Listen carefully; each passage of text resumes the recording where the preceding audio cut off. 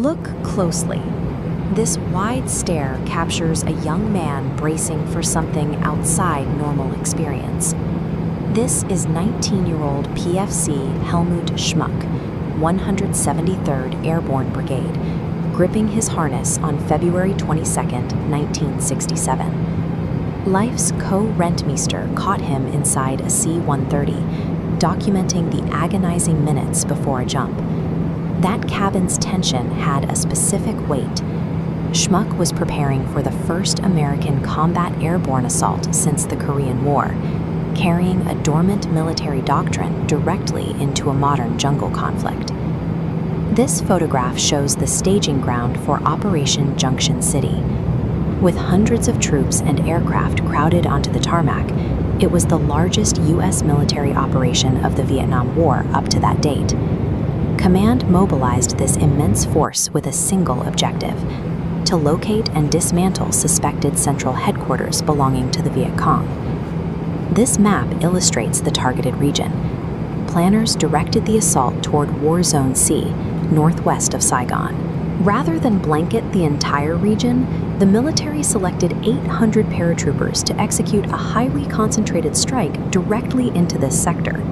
This photograph from an earlier conflict shows how airborne assaults used to operate, with hundreds of aircraft filling the sky to overwhelm broad swaths of territory.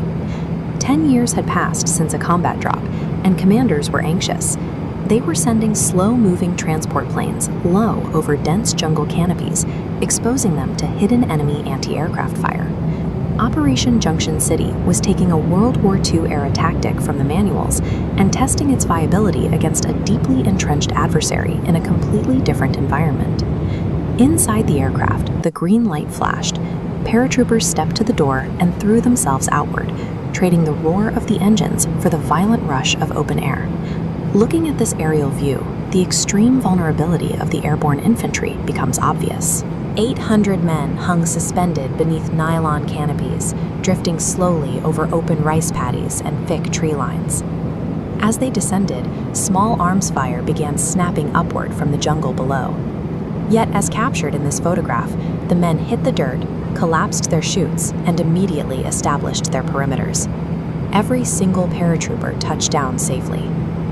Once on the ground, the physical toll of the environment took hold. Soldiers were burdened with intense weight, draped in heavy ammunition belts, and forced to navigate through a dense, shattered landscape. This image shows the immense logistical effort required to support them. Heavy artillery firing positions were carved right out of the brush and supplied